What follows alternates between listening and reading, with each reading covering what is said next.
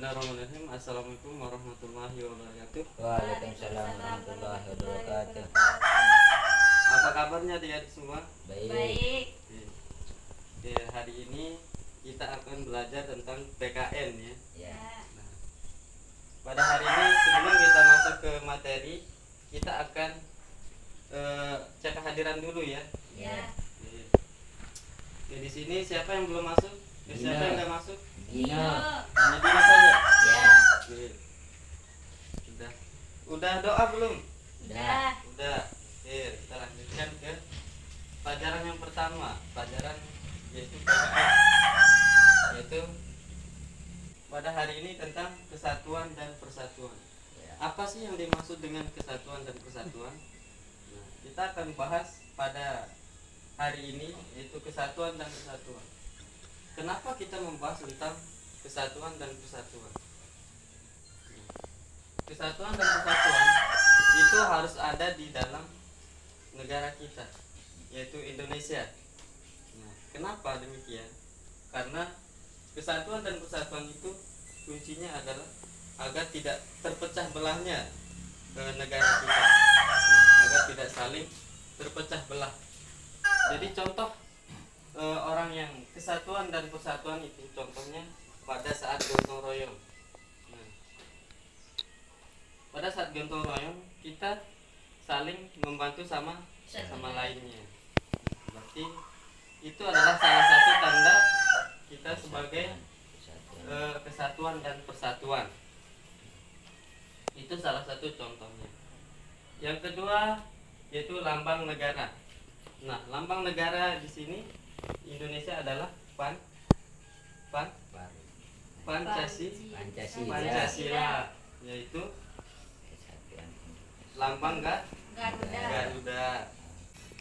Garuda itu mempunyai sila, yaitu silanya ada 5. Yang pertama ada yang namanya bintang. Bintang itu yang dimaksud dengan bintang itu adalah ketuhanan yang maha esa. Artinya kita mempunyai Tuhan yang satu, esa, yaitu tunggal. Hanya Allah saja yang tempat kita beribadah. Itu yang dimaksud dengan ketuhanan yang maha esa. Yang kedua yaitu kemanusiaan yang adil dan beradab. Yang ketiga persatuan Indonesia. Tadi tentang persatuan Indonesia. Nah, jadi agar tidak terpecah belahnya negara-negara Indonesia yang negara lainnya, maka ada yang namanya dengan kesatuan dan persatuan. Yang keempat yaitu kemusyawaratan yang adil dan makmur.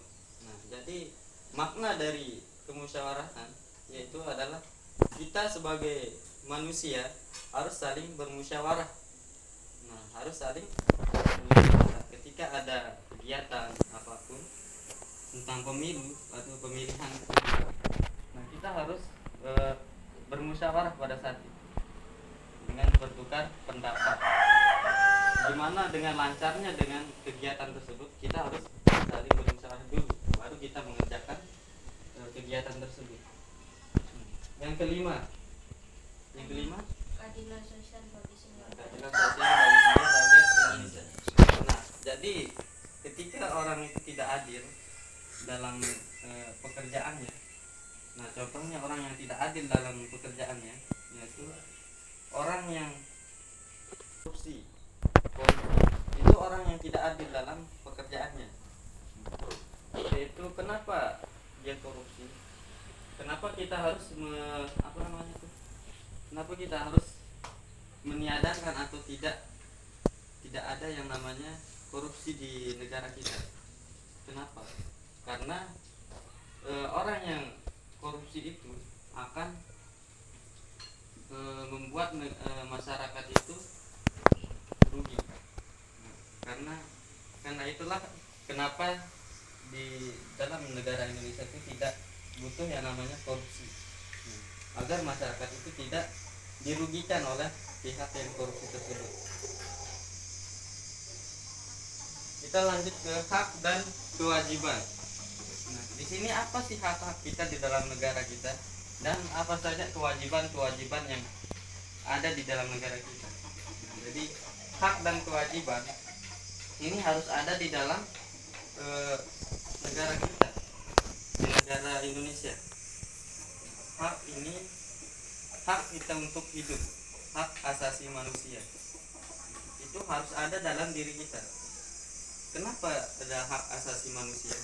Karena hak asasi manusia ini yaitu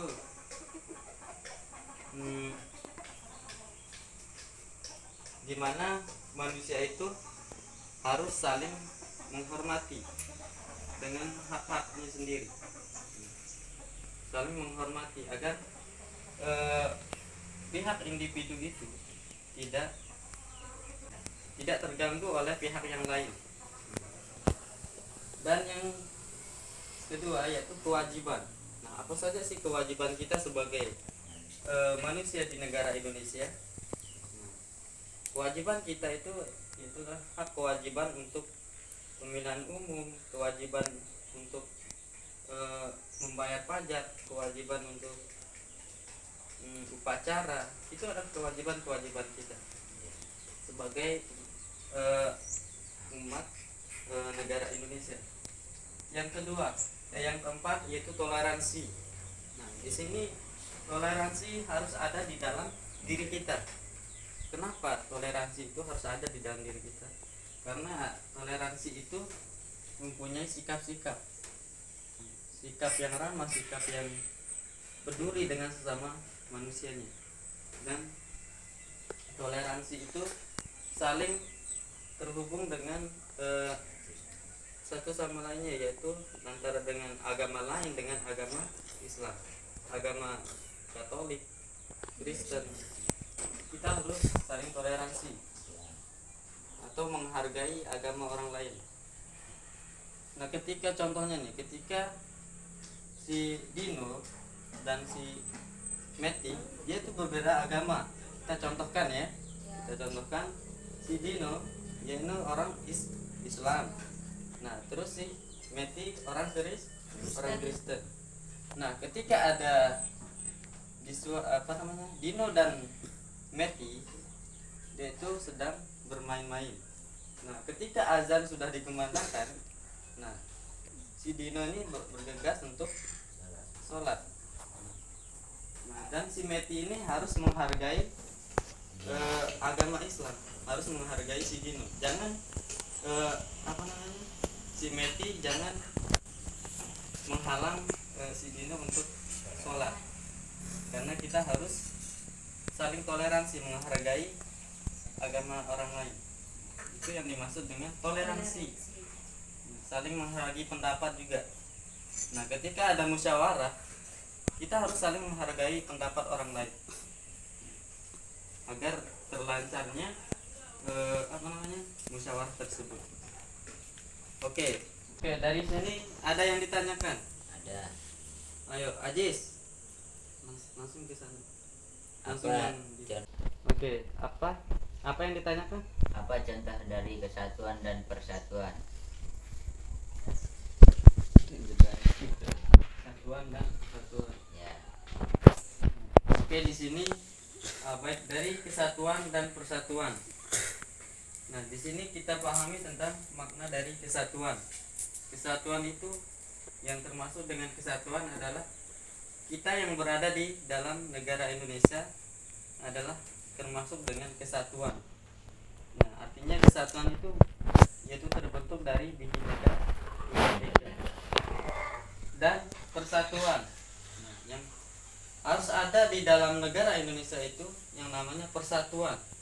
Nah, agar tidak ada yang namanya terpecah belah. Itu ya, Ajis. Ya. Untuk hari ini kita akhiri pertemuan pada hari ini yaitu dengan mengucapkan alhamdulillah. Alhamdulillahirabbil alamin. Dan wassalamualaikum warahmatullahi wabarakatuh. Waalaikumsalam warahmatullahi wabarakatuh.